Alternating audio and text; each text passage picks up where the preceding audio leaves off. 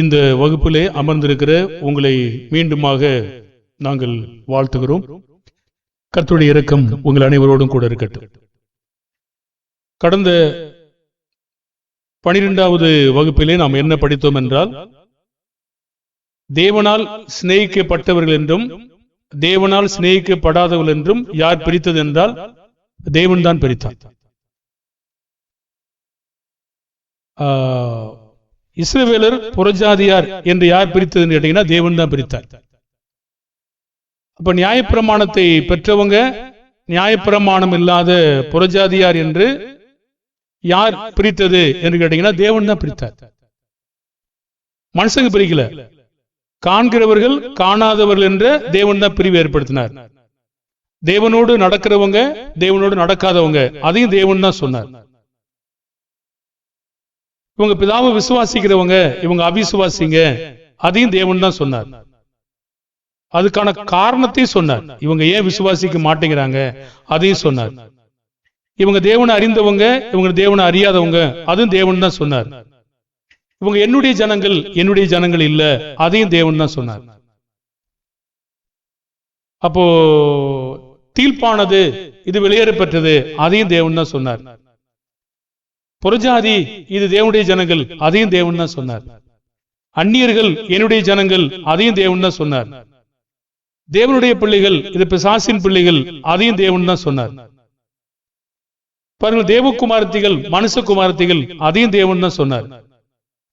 பிசாசின் மகன் இது தேவனுடைய மகன் அதையும் தேவன் தான் சொன்னார். பாருங்க, இப்படி நம்ம நிறைய காரியங்களை கடந்த நாள்ல பார்த்தோம். விருத்தசேதனம் உள்ளவங்க விருத்தசேதனம் இல்லாதவங்க, இவங்க பிள்ளைங்க இவங்க நாய்கள் அதையும் தேவன் தான் சொன்னார். நாயின்னு நாம யாரும் பேர் வைக்கல. பூமிக்குரிய நாய்களுக்கு ஆதாம் பேர் வச்சிருப்பார். ஆனா மனிதர்களுக்கு பொல்லாத மக்களுக்கு நாய்கள் என்று அவர் தான் பேர் வச்சிருக்காரு, நாம வைக்கலங்க. பிறகு பன்றிகள் என்றும் நாய்கள் என்றும் செம்மறியாடுகள் என்றும் வெள்ளாடுகள் என்றும் தேவன் தான் பேர் வச்சிருக்காரு. இடது பக்கம் வலது பக்கம் அவர் தான் வச்சிருக்காரு. அடிமைகள் சுயாதீனர் அவர் தான் வச்சிருக்காரு. பிறகு துன்மார்க்க நீதிமான் அவர் தான் வச்சிருக்காரு. தேவ நம்பிக்கை இல்லாதவங்க கடைசியில விவாகம் யாரோட செய்யணும் அப்படிங்கறத பேசி முடிச்சிட்டோம். இந்த விதிமுறையை நீங்க பாருங்க. சர்க்கம்சேஷன் அதாவது விருத்த சேதனம். விருத்த சேதனம் என்பதுதான் அடிப்படை சத்தியம். ஒன்று பூமிக்குரியது, இன்னொன்று ஆவிக்குரியது. விருத்த சேதனம் பெற்றவர்கள் விருத்த சேதனம் பெறாதவர்களோடு விவாகம் செய்ய முடியாதுங்க. எப்போ ஆதியாகம புஸ்தகத்திலிருந்து இதுவரைக்கும் செய்ய முடியாது. அந்த விதிமுறை மாறவே இல்லை. அது பூமிக்குரியது, இது ஆவிக்குரியது. இப்படிதான் இருக்கு. அது சரியா ஓட்டம் ஓடுதா? அன்றைக்கு விருத்த சேதனம் என்றால் என்ன? விருத்த சேதனம் என்றால் துண்டித்தல் பேர். மாம்சத்திலிருந்து அந்த அழுக்கான காரியங்களை துண்டித்து விடுறது. இதான் உடன்படிக்கை, நித்திய உடன்படிக்கை. இன்றைக்கு ஆவிக்குரிய விருத்தசேதனம் என்ன? பாவத்துக்கு மரிக்கிறது. சரியா? சரி. அப்ப அன்றைக்கு பூமிக்குரிய வகையில விருத்தசேதனம் செய்யாதவர்கள் விவாகம் செய்வதற்கு தடை செய்யப்பட்டார்கள். இன்னைக்கு ஆவிக்குரிய வகையில விருத்தசேதனம் பெறாதவர்கள் விவாகம் செய்ய தடை செய்யப்படுறாங்க. யாரெல்லாம் இன்றைக்கு கர்த்தருக்குள்ள விவாகம் செய்யப்படுகிறாங்களோ அவங்க விருத்தசேதனம் செய்யறாங்களோ அவங்க இன்னைக்கு விவாகம் செய்ய முடியும். அன்றைக்கு நம்ம அதையும் பார்த்தோம். என்ன பார்த்தோம்? அந்நியனும் சரி, பணத்திற்கு கொல்லப்பட்டவனும் சரி, யாரா இருந்தாலும் சரி, எல்லாரும் என்ன செய்யணும்? அந்த விருத்தசேதன கொள்கையை கடைபிடிக்கணும். அது இன்ன வரைக்கும் மாறாம இருக்குங்கிறத இன்னைக்கு பார்க்க போறோம். விருத்தசேதன உடன்படிக்கை மாம்சம் ஆவி, இது ஆவிக்குரிய வகையிலும் பூமிக்குரிய வகையிலும் நம்ம இன்னைக்கு பேச போறோம். பிறகுதான் நம்ம அதுக்கு அடுத்த காரியத்துக்கு போக முடியும். இந்த காரியமானது அன்றையிலிருந்து இன்று வரைக்கும் அப்படியே இருக்கு. ஆதியாகமம் 17ஆம் அதிகாரம் 9-14. ஆதியாகமம் 17:9-14 வரைக்கும் ஒருத்தர் படிங்க.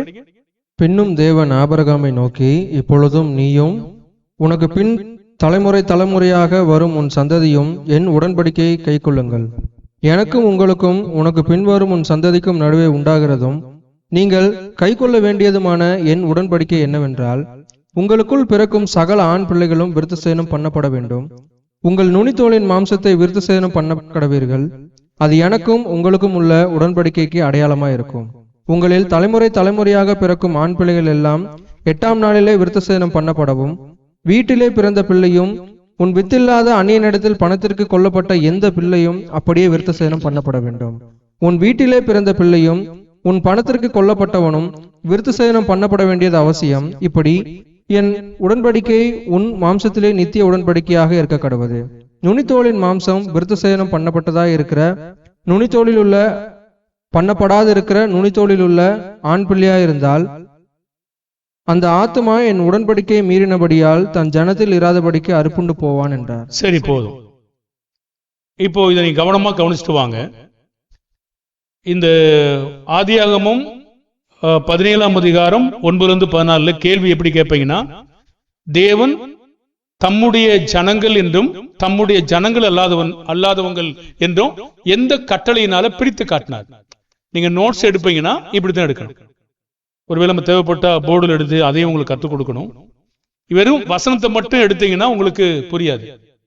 இப்போ நீங்க கேள்வி கேட்டீங்கன்னா அதுக்கு பதில் அப்படியே இருக்கும். கீழே உங்களுக்கு ஜமீன் பல்லாவரம் குறிப்புல கேள்வி வரும்.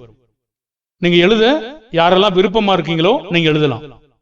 உடனே எழுதி கொடுக்கணும் அவசியம் இல்லை. எப்பெல்லாம் நேரம் இருக்கோ நீங்க எழுதலாம். நீங்க உங்களுக்கு பாஷை பிரச்சனைனா தமிழ்ல ஒருத்தர் படிங்க, தெலுங்குல ஒருத்தர் புரிஞ்சுக்குங்க.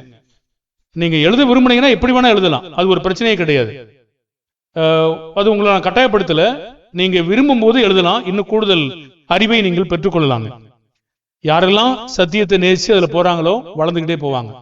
யாரெல்லாம் அது தூரமா பின்னாடி வச்சுட்டே போறாங்களோ வளர்ச்சி வராது. ஒரு வேலை செய்ய ஒரு நாள் விரும்பினேன். அந்த வேலையானது நிலத்தினுடைய மெஷர்மெண்ட். ஒரு டெசிமீட்டர் எத்தனை ஹெக்டாமீட்டர் மீட்டர் அப்படி இருக்குல்ல. அந்த பாடத்தை நான் கொஞ்ச நாள் ரொம்ப பழக்கத்தில் வச்சிருந்தேன்.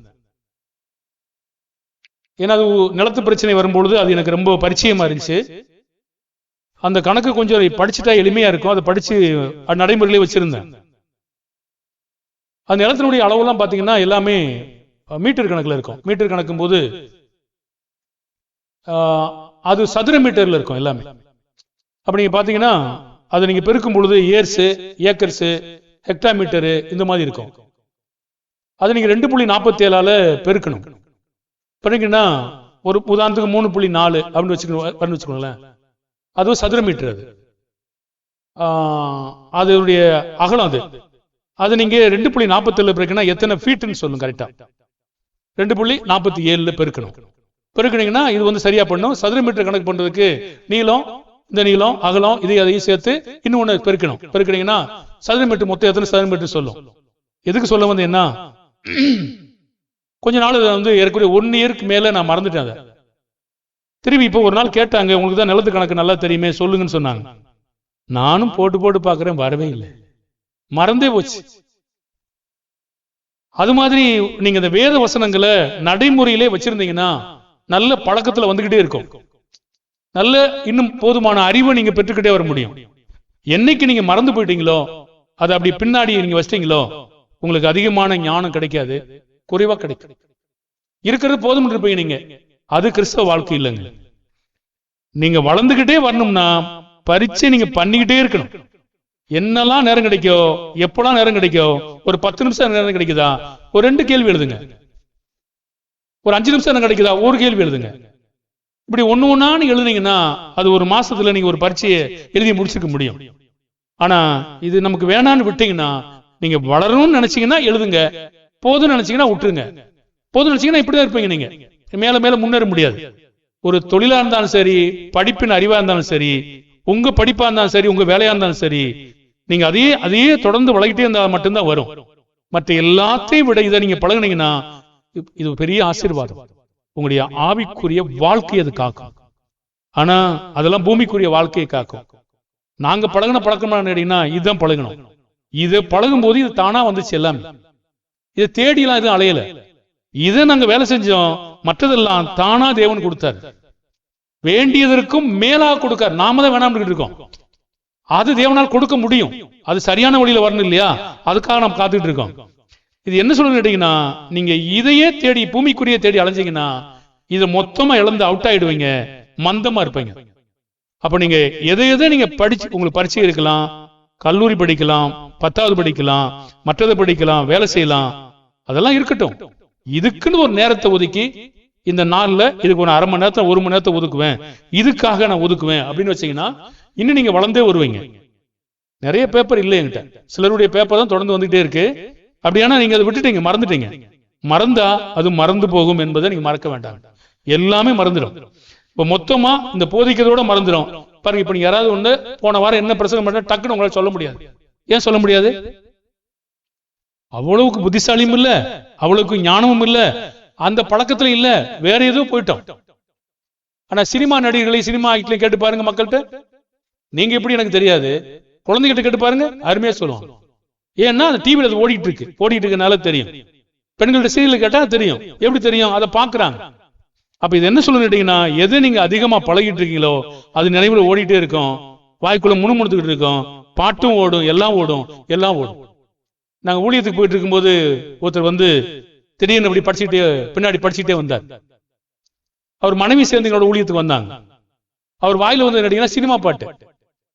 அப்ப பக்கத்துல சகோதரர் சொன்னாரு, என்ன பேர் சினிமா பாட்டு படிட்டு வரீங்க அப்படின்றாரு. அவன் மனைவி சொன்னாங்க, டிவி பாத்துக்கிட்டு இருப்பாரு, அதுல பாண்டதை கேட்டு ஒரு பாட்டாரு. அப்புறம் பமுடிச்சு என்னத்தை பாக்குறாரு அவரு? அதுதான் பாக்குறாரு. இதுக்குள்ள என்ன ஓடுது? இதுதான் ஓடுது. அப்ப இது பார்க்க ஓடும், இதை பாத்தீங்கன்னா இதுதான் ஓடும். அப்ப எது வேணும்? எது உங்களை காப்பாத்தும்?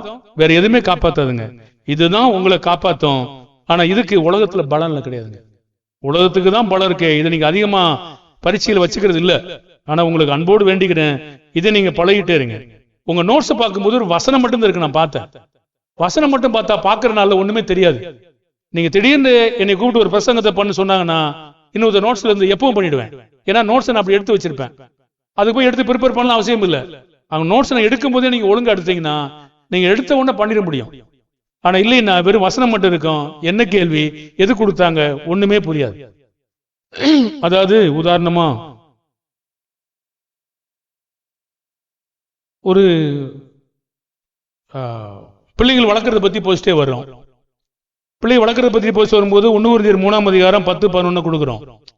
நீங்க கேள்வி எழுதல, திடீர்னு பாத்தீங்கன்னா 1 Corinthians 10-11 நடுவுனால ஒன்றுமில்லை, நீர் பாய்ச்சினால ஒன்றுமில்லை, வெளியே செய்கிற தேவனாலே ஆகும் இருக்கேன். என்னத்துக்கு இதை கொடுத்தாரு? இங்க பிள்ளையும் காணும் தகப்பனையும் காணும், எதுக்கு அப்படின்னு உங்களுக்கு தோணும். நான் என்ன நோக்கத்துல கொடுக்குறோம்? அந்த குழந்தைகளுக்கு நீர் பாய்ச்சணும், அந்த குழந்தைக்கு தண்ணீர் பாய்ச்சணும், அந்த குழந்தைய நடனம் வேலை செய்யறதுக்கு காரண காரியத்துக்காக கொடுத்துருக்கோம். திடீர்னு நீங்க கேள்வி எழுதாம இருந்தீங்கன்னா என்ன புரியும்? ஒன்றும் புரியாது. அப்ப நீங்க இது எழுதும் போது கேள்வி எழுதணும். மைக்கு வாசிக்கிற பிள்ளைங்க கண்டிப்பா உங்களால நோட்ஸ் சிறப்பா எடுக்க முடியாது. ஏன்னா நான் சொன்ன உடனே நீங்க நோட்ஸ் எடுக்கவே கண்டிப்பா முடியாது. ஆகையினால இந்த மாதிரி பிரசங்கங்களை நீங்க சேர்த்து வச்சுக்கலாம். நிறைய பிரசங்கங்களை பண்ற பிரசங்கங்களை நீங்க சேர்த்து நாங்க என்ன செய்வோம்னா இந்த மாதிரி ரெக்கார்டிங் எடுப்போம். அன்னைக்கு பிரசங்கம் பண்றவங்கள டேப் ரெக்கார்டு ஒன்று வச்சிருப்பேன், ஒரு பேனாசோனிக் டேப் ரெக்கார்டு. அன்னைக்கு செல்போன்லாம் கம்மி ரேரு, அதை தூக்கிட்டு தான் போவேன். அதை வச்சுட்டு ரெக்கார்டிங் எடுத்துக்குவேன். நான் வந்து பர்மிஷன் கேட்டு தான் எடுப்பேன். உங்க ரெக்கார்டிங் நான் எடுத்துக்கிறேன். எடுத்து வந்து வீட்டில் வந்து எல்லாத்தையும் நோட்ஸ் எடுப்பேன். நான் வந்து நோட்ஸ் எடுத்து அதை திரும்ப நான் வச்சுக்கிறேன். வந்து எப்போ வேணாலும் எது வேணாலும் பேச முடியும், நீங்க ஞானியாவும் ஆக முடியும். அப்ப அப்படியே விட்டுட்டு போனீங்கன்னா நீங்க எங்க ஞானி ஆவீங்க? எப்படி பேச உங்களுக்கு நீங்க மறந்தே போவீங்க. ஆகையினால இது நீங்க நோட்ஸ் எடுக்கிறீங்களே இல்லை எனக்கு தெரியல, ஆனா நீங்க பரீட்சையாவது எழுதுனீங்கன்னா திரும்ப ஞாபகத்துக்கு வரும். ஞாபகத்துக்கு வரும்போது ஓ இதெல்லாம் போதிச்சிருக்காங்க அப்படின்னு உங்களுக்கு தெரியும். அதனால எனக்கு வயசாகி போச்சு நான் எங்க எழுதுறேன் அப்படின்னா இல்ல, வசந்த படிப்பா இந்த கேள்வியும் படி, பதில் சொல்றேன் எழுது அப்படின்னு சொல்ல முடியும். பெரிய ஆச்சரியம் இல்ல, படிக்கிறதுக்குன்னு அவசியம் இல்ல, காதுல கேட்டாலே போதும். ஆகையினால நோட்ஸ் எடுக்கிறது நீங்க எப்படி எடுக்கணும் பாத்தீங்கன்னா, ஒரு கேள்வி கேட்டேன், தேவன் தம்முடைய ஜனங்களையும் தம்முடைய ஜனங்கள் அல்லாதவங்களையும் எப்படி பிரிச்சு காட்டாரு? பதில் என்ன? யாரா பதில் சொல்லுங்க. விருத்த சேதன உடன்படிக்கை 4. அவ்வளவுதான் பதில். அவ்வளவுதான். விருத்த சேதனம் பண்றவங்க தேவனுடைய பிள்ளைங்க, விருத்த சேதனம் பெறாதவங்க அந்நிய ஜனங்கள். அவ்வளவுதான். இதுதான் பதில். அப்ப இந்த விருத்த சேதனம் பண்ணவங்களோட தான் அன்றைக்கு என்ன செய்யணும்? விவாகம் செய்யணும். இல்ல மற்றவங்க என்ன செய்யக்கூடாது? செய்யக்கூடாது. இன்றைக்கு யாரெல்லாம் கர்த்தருக்குள் ஞானசானம் எடுத்து சபையா கூடுறாங்களோ அவங்க நீங்க கர்த்தருக்குள்ள ஞானசானம் எடுத்து தேவனுடைய பிள்ளைகளா அங்கீகரிக்கிறார் தேவன். மற்றவங்கள இல்ல. சரி, ஞானசானம் எடுத்து மட்டும் எடுத்துட்டாங்க, சபைக்கே வரல, தேவனுடைய பிள்ளைகளா? தேவன் சொல்றாரு, ஜீவ புஸ்தகத்தில் எழுதப்பட்டவனாக காணப்படாதவன் எவனோ அவன் அக்னி மீறிய கடகம் மீறிய கந்தகம் மீறிய கடலுக்கு பங்கடைவான்னு சொல்லிட்டாரு. அப்ப எழுதும் போது, ஞானசானம் எடுக்கும் போது தேவனுடைய பிள்ளை என்ற அந்தஸ்து கொடுக்கிறாரு. பிறகு சபைக்கே வரல, அப்பம் சாப்பிடல, அவங்க தேவனுடைய பிள்ளைகள் லிஸ்ட்ல இல்ல. ஞானசானம் எடுத்ததுக்காக கட்டிட முடியுமானமோ? அதுவும் இல்ல. அவங்க தொடர்ந்து சபையா கூடணும், கர்த்தருடைய பந்தியில கையிடணும், அதுக்கடுத்து வளர்ச்சி இருக்கு, அதெல்லாம் நிறைய காரியங்கள் இருக்கு. பிறந்த குழந்தைய போய் யார் கல்யாணம் கட்டுவாங்க? பிறந்த குழந்தைய போய் யார் கல்யாணம் கட்டுவாங்க? சொல்லுங்க, நீங்க சொல்லுங்க. ஆமா, கட்டுவீங்களா? பிறந்த குழந்தைய போய் யாராவது கல்யாணம் கட்டுவாங்களா? கட்ட மாட்டாங்க. அந்த குழந்தை வளரணுமா? ஞானசானம் எடுத்தா மட்டும் போதுமா? அது குழந்தை, அது கல்யாணம் கட்டினா நீங்க உங்க வாழ்க்கையில் எப்படி இருப்பீங்க? உங்களை புரிஞ்சுக்கிடுவாங்களா? போராட்டம். அது எப்படி சாத்தியமாகும்? அவங்க கர்த்தருடைய சபையா கூடியிருக்கணும், அவங்க வளர்ந்துருக்கணும், பால் சாப்பிட்டு இருக்கணும், பலமான ஆகாரம் சாப்பிட்டு இருக்கணும். இப்படிலாம் நீங்க நிறைய காரியங்களாக தான் கர்த்தருடைய பிள்ளைகளை கட்ட சொல்றாரு. அப்போ இதுல வளர்ந்தவங்க, வளராதவங்க, பலவீனமானவங்க, பலமானவங்க, இதெல்லாம் கூட நிறைய இருக்கு. ஞானசானம் எடுத்தா மட்டும் கட்டிக்கலாம்னு அர்த்தம் இல்லைங்க. எத்தனை வித்தியாசங்களை தேவன் ஏற்படுத்தான்னு இங்கேயே நம்ம பார்க்க போறோம். எதை விருத்தசேதனத்திலே பார்க்க போறோம். சரி, இப்ப கேள்வி கேட்போம். இப்போ தேவன் தம்முடைய ஜனங்களை எப்படி சொன்னார்னா, ஆபிரகாம் நோக்கி ஒரு உடன்படிக்கை ஏற்படுத்தினார். அந்த உடன்படிக்கை எவ்வளவு காலங்க? 9ஆம் வசனத்துல, நீயும் உனக்கு பின் தலைமுறையாக வரும் சந்ததியும் என் உடன்படிக்கையை கை கொள்ளுங்கள். அப்ப ஆபிரகாம்ல இருந்து ஆபிரகாமுக்கு பின் வரக்கூடிய ஈசாக்கு, யாக்கோபு, பிறகு வரக்கூடிய அத்தனை தலைமுறைகள் என்ன செய்யணும்? கை கொள்ளணும். 10ஆம் வசனம், எனக்கும் உங்களுக்கும் உனக்கும் உனக்கு பின்வரும் உன் சந்ததிக்கும் நடுவே உண்டாகிறதும் நீங்கள் கை கொள்ள வேண்டியதுமான என் உடன்படிக்கை என்னவென்றால், உங்களுக்கு பிறக்கும் சகல ஆண் பிள்ளைகளும் விருத்தசேதனம் பண்ணப்பட வேண்டும். இது ஆண் பிள்ளைகளுக்குரிய சட்டம். ஆனா இந்த விருத்தசேதனம் ஆவிக்குரிய வகையில பெண் பிள்ளைகளுக்கு இன்னைக்கு பொருந்தது, ஆவிக்குரிய வகையில. ஆனா பூமிக்குரிய வகையில பெண் பிள்ளைகளுக்கு இல்லவே இல்லை. ஆண் மக்களுக்கு மட்டும்தான் இந்த உடன்படிக்கை. அவங்க ஆலயத்துக்கு போகும்போது ஆண் மக்கள் தான் வரணும். அது ஒரு விதமான காலம். பெண் பிள்ளைகள் பத்தி பண்டிகை காலங்களுக்கு ஆண் மக்கள் தான் வரணும். பெண் பிள்ளைகள் அங்க சொல்ல ஆலயத்துக்கு போகும்போது அப்படித்தான் இருக்கு. ஆனா இன்றைக்கு அப்படி இல்லை, இன்றைக்கு வேற மாதிரி கொண்டு போயிருக்காரு. அதையும் நம்ம சொல்லுவோம். சரி, அப்ப ஆதியாகமம் 17ஆம் அதிகாரம் 11ஆம் வசனத்துல தேவனுக்கும் மனிதனுக்குமாக தேவனால் ஏற்படுத்தப்பட்ட அடையாளம் என்று சொன்னார். ஆதியாகமம் 17:12 சொல்றாரு, படிச்சிட்டீங்க நீங்க. உங்கள் நுனித்தோளின் மாம்சத்தை விருத்தசேதனம் பண்ண கடவீர்கள், அது எனக்கும் உங்களுக்கும் உள்ள உடன்படிக்கைக்கு அடையாளம் என்று சொன்னார். அப்ப ஒரு ஆண்மகனை நீங்க பாத்தீங்கன்னா எப்படி இருந்தாலும் அடையாளத்தை கண்டுபிடிச்சிருவாங்க. ஒரு மோசையினுடைய காலத்துல அந்த நதியில அந்த குழந்தைய வச்சிட்டாங்க. அந்த பார்வோனுடைய குமாரத்தி இது எபிரேய குழந்தைன்னு கண்டுபிடிச்சாங்க. எப்படி தெரியும்? ஒருவேளை அடிமை வஸ்திரம் இருந்ததுக்காக தெரியுமோ? சட்டங்கள்லாம் அதுக்கு பிற்பாடு வந்துச்சுங்க. இந்த சட்டம் அதுக்கு முன்னாடி இருக்கு. எந்த சட்டம்? விருத்தசேதன உடன்படிக்கை சட்டம் வந்து எப்பவே இருக்குங்க, எப்பவே இருக்கு. ஆனா மோசே விருத்தசேதனம் பண்ணதுனால தெரியல. ஏன்னா மோசே அப்ப விருத்தசேதனம் பண்ணப்படல. அந்த குமாரத்தின் பார்வோனிய குமாரத்தை கண்டுபிடிக்கும் போது மோசே விருத்தசேதனம் இல்ல. ஏன்னா மோசையை கொல்ல பார்த்தார், நினைவு இருக்கா? ஒரு காரியத்துல கற்கான கத்தி எடுத்து வேலை செஞ்சாங்க, தெரியுங்களா? அப்போ இது எதனால கண்டுபிடிச்சாங்க தெரியாது. ஆனா எபிரேய குழந்தை என்று கண்டுபிடிச்சாங்க. சரி, அப்ப கேள்வி என்னவென்றால், இது அடையாளம் என்று சொன்னார். அப்ப ஆபிரகாம் சன்னதியில் வருகிற தலைமுறையில் பிறக்கும் ஆண் மக்கள் யாவரும் எத்தனையாவது நாள் விருத்தசேதனம் பண்ணும்? 8ஆம் நாள். குழந்தை பிறந்து 8வது நாள்லயே அவங்களுக்கு வந்து அந்த ரண சிகிச்சை ஏற்படுத்தணும். தேவன் ஏற்படுத்தி இருக்காரு. அது ஒரு அடையாளம்ன்றாரு. அது என்னுடைய ஜனங்கள்னு சொல்றாரு. உங்கள் தலைமுறையாக பிறக்கும் ஆண் பிள்ளைகள் எல்லாம் 8ஆம் நாளில் விருத்தசேதனம் பண்ணப்பட வேண்டும். வீட்டில் பிறந்த பிள்ளையும் உன் வித்தில்லாத அந்நியனிடத்தில் பணத்திற்கு கொல்லப்பட்ட எந்த பிள்ளையும் அப்படியே விருத்தசேதனம் பண்ணப்பட வேண்டும் என்று சொல்றார். இந்த விதிமுறை வீட்டில் உள்ள பிறந்த யாருக்கெல்லாம் நிறைவேற்ற பண்ணுங்க? 13ஆம் வசனம் படிங்க. உன் வீட்டிலே பிறந்த பிள்ளையும் உன் பணத்திற்கு கொல்லப்பட்டவனும் விருத்தசேதனம் பண்ணப்பட வேண்டியது அவசியம். இப்படி என் உடன்படிக்கை உங்கள் மாம்சத்திலே நித்திய உடன்படிக்கையாக இருக்க கடவுது. அப்போ ஆபிரகாமுடைய வீட்டில திருமணத்தினால ஏற்றுக்கொள்ளப்பட்ட பிள்ளைங்களுங்க, வேலைக்காக வச்சிருக்கிற அத்தனை பேரா இருந்தாலும் பணத்திற்கு வாங்கி அடிமையா வேலை செய்யற மக்களும் கூட என்ன செய்யணும்? ஆபிரகாம் பரிசுத்தமானவர், உடன்படிக்கை நிறைவேற்றவர். அவர் வீட்டுல யாரெல்லாம் வேலை செய்யறாங்களோ அத்தனை பேருக்கும் விருத்தசேதனம் பண்ணப்பட வேண்டியது. இந்த உடன்படிக்கை எவ்வளவு காலம் எதுல இருக்கணும்? மாம்சத்தில். எப்படி உடன்படிக்கைங்க? நித்திய உடன்படிக்கை. அப்ப எவ்வளவு காலம் அந்த சந்ததி இருக்கிறதோ அந்த காலம் வரைக்கும் அது என்ன செய்யாது, நித்தியமாவே இருக்கும் அப்படின்னு சொல்றார். அப்போ விருத்த சேதன உடன்படிக்கையை நிறைவேற்றாத எந்த ஆண் பிள்ளைக்கும் கட்டளை என்னங்க? 14ஆம் வசனத்துல கட்டளை என்ன? நுனித்தோலின் மாம்சம் விருத்த சேதனம் பண்ணப்படாத இருக்கிற நுனித்தோல் உள்ள ஆண் பிள்ளை இருந்தால் அந்த ஆத்துமா என் உடன்படிக்கையை மீறினபடியால் தன் ஜனத்தில் இராதபடிக்கு அறுப்புண்டு போவான். சரி, அப்போ யாரெல்லாம் பூமிக்குரிய வகையிலே மாம்சத்தினுடைய நுனித்தோலை அகற்றலையோ அந்த ஆத்துமா ஜனத்தில் இல்லாதபடி அறுப்புண்டு போவான்னு சொல்லிட்டார். கட்டளை.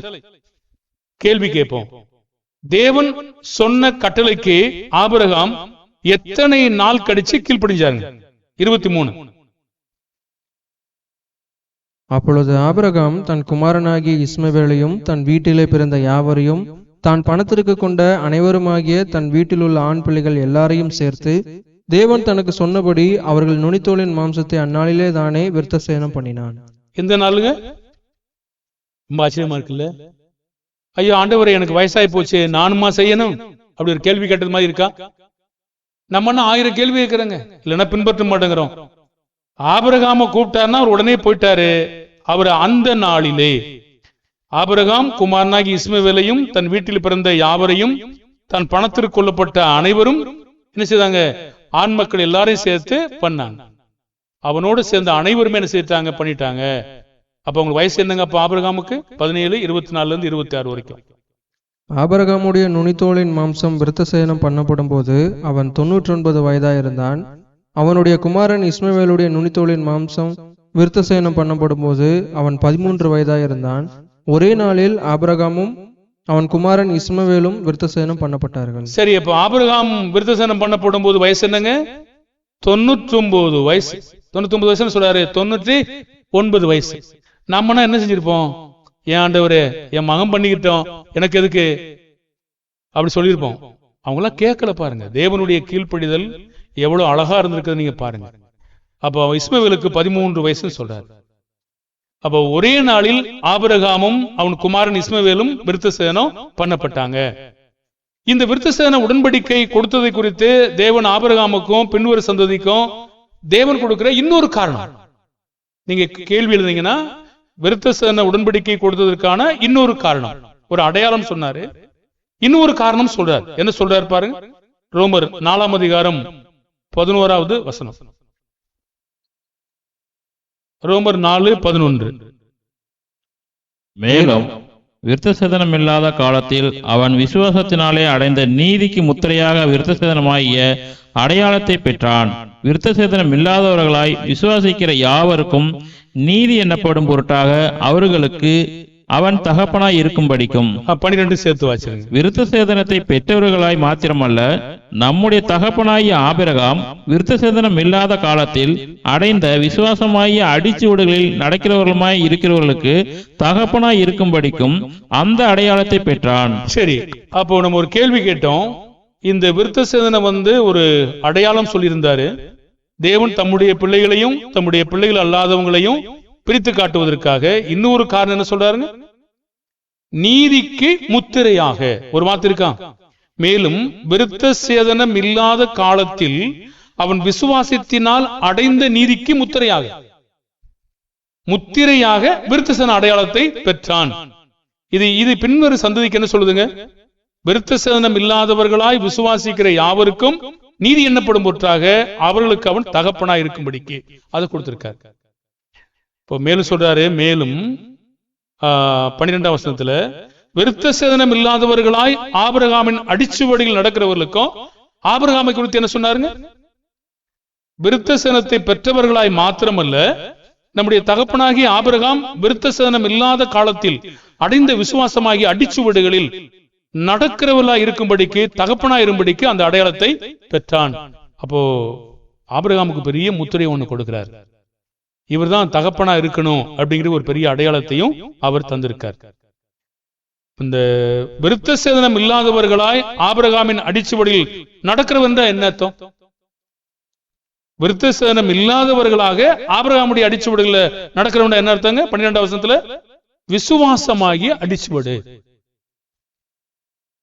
அப்போ ஆபிரகாம் தேவன் சொன்னதை அப்படியே விசுவாசித்தான், அது நீதியாக எண்ணப்பட்டது அப்படின்னு சொல்றாரு.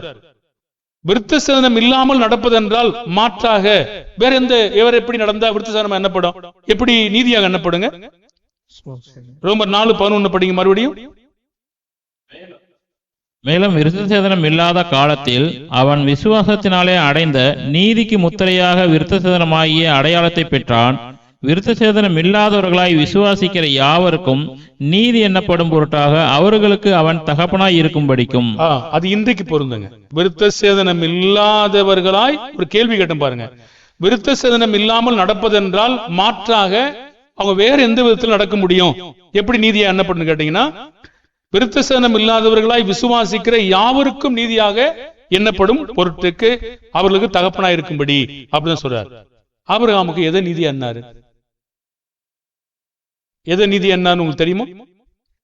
ஆதியாகமம் 15:1-6.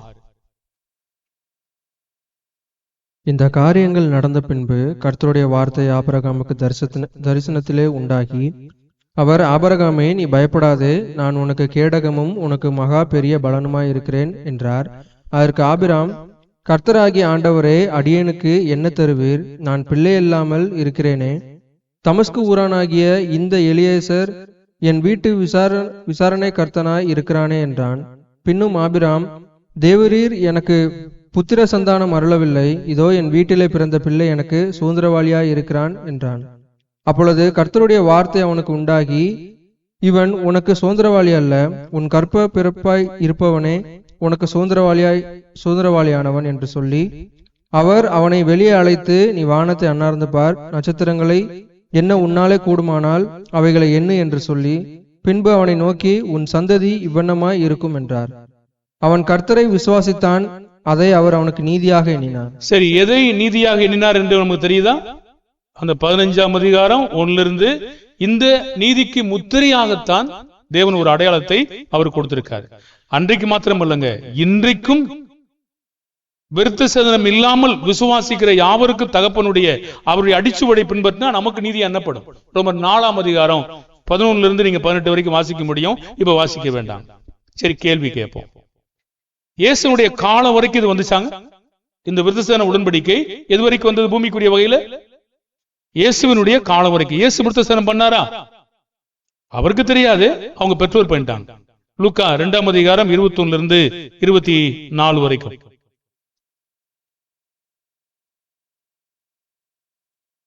லூக்கா 2:21-24 வரைக்கும்.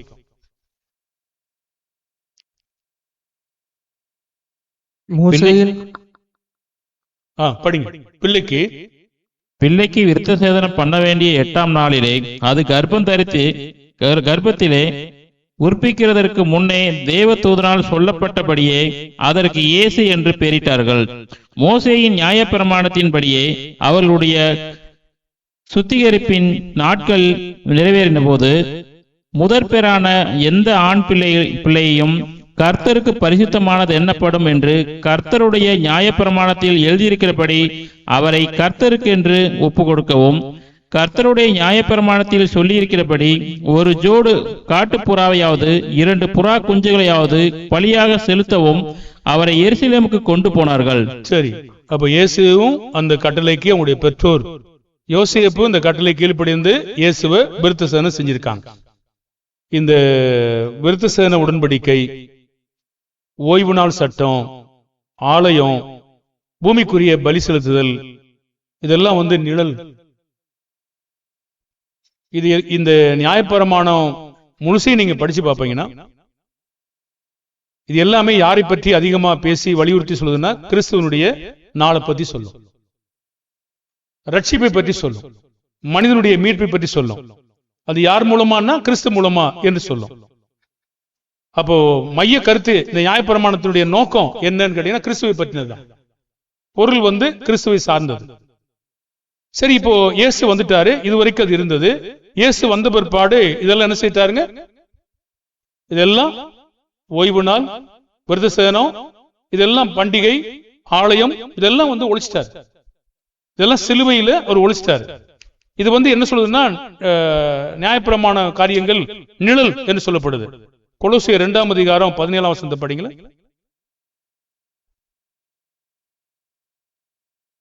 அவைகள் வருங்காரியங்களுக்கு நிழலாயிருக்கிறது, அவைகளின் பொருள் கிறிஸ்துவை பற்றினது. அது நீங்க மேல படிச்சீங்கன்னா 14 இருந்து படிச்சீங்கன்னா பண்டிகைகள், நாட்கள், ஓய்வு நாட்கள் இப்படி தொடர்ந்து பேசிட்டு வரும்.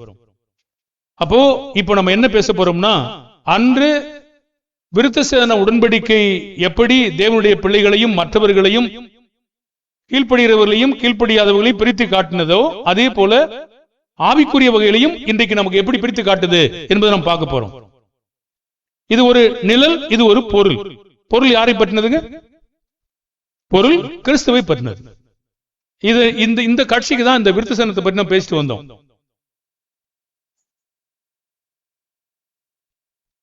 அப்போ ஆவிக்குரிய பூமிக்குரிய வகையில அன்றைக்கு எப்படி விருத்தசேதனம் பண்ணவங்க விருத்தசேதனம் பண்ணவங்களோட இணைஞ்சாங்களோ, இன்னைக்கு ஆவிக்குரிய வகையில விருத்தசேதனம் பெற்றவங்க ஆவிக்குரிய வகையில விருத்தசேதனம் பெற்றவங்களோட இணைக்க வாய்ப்பு இருக்கிறது.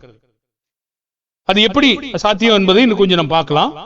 கலாத்தியர் 3ஆம் அதிகாரம் 16-17. ஆபிரகாமுக்கும் அவனுடைய சந்ததிக்கும் வாக்குத்தத்தங்கள் பண்ணப்பட்டன.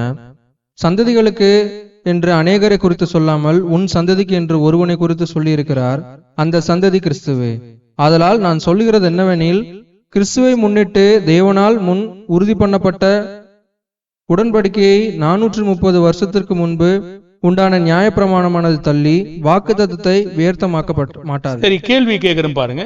கிறிஸ்துவை முன்னிட்டு தேவனால் முன் உறுதிப்படுத்தப்பட்ட உடன்படிக்கை எது? வாக்குத்தத்தம் எது? அந்த 17ஆம் வசனம் பதில் சொல்லுது பாருங்க. கிறிஸ்துவை முன்னிட்டு தேவனால் முன் உறுதி பண்ணப்பட்ட உடன்படிக்கையை 430 வருஷத்துக்கு பின்பு உண்டான நியாயப்பிரமாணம். அப்ப அந்த உடன்படிக்கையும் அந்த வாக்குத்தத்தமும் எதற்கு முன்னாடி உண்டானதுங்க? 430 வருஷத்துக்கு முன்னாடி உள்ளது. அப்ப அன்றைக்கு வாக்குத்தத்தம் அந்த உடன்படிக்கை பிற்பாடு எத்தனை வருடங்களுக்கு பிற்பாடு நியாயப்பிரமாணம் கொடுக்கப்பட்டதுங்க? 430 வருடம். அப்ப 430 வருடத்திற்கு முன்னாடி கொடுக்கப்பட்ட உடன்படிக்கையும் வாக்குத்தத்தையும் இது என்ன செய்யாதாமா? அந்த வாக்குத்தத்தம் வியர்த்தமாக்க மாட்டாது, உடைச்சு போட முடியாதுன்னு சொல்றார். அப்ப கிறிஸ்துவை முன்னிட்டு தேவனால் முன் உறுதி பண்ணப்பட்ட உடன்படிக்கையின் வாக்குத்தத்திற்கு பின்பு உண்டானது என்னன்னு கேட்டீங்கன்னா 17ஆம் வசனம் தான். நான் சொல்லுகிறது என்னவெனில், கிறிஸ்துவை முன்னிட்டு தேவனால் முன் உறுதி பண்ணப்பட்ட உடன்படிக்கையை 430 வருஷத்துக்கு பின்பு உண்டான நியாயப்பிரமாணமானது தள்ளி வாக்குத்தத்தை வியர்த்தமாக்க மாட்டாது. அப்ப எதை உடைக்காதுன்னு சொல்றாருங்க? அந்த உடன்படிக்கை வாக்குத்தத்தம் இருக்கு இல்லையா, ஆபிரகாம் கொடுத்தார் இல்லையா, அதை உடைச்சு போட முடியாதுன்றார். அது விசுவாசத்தினால் வந்ததுன்றார்.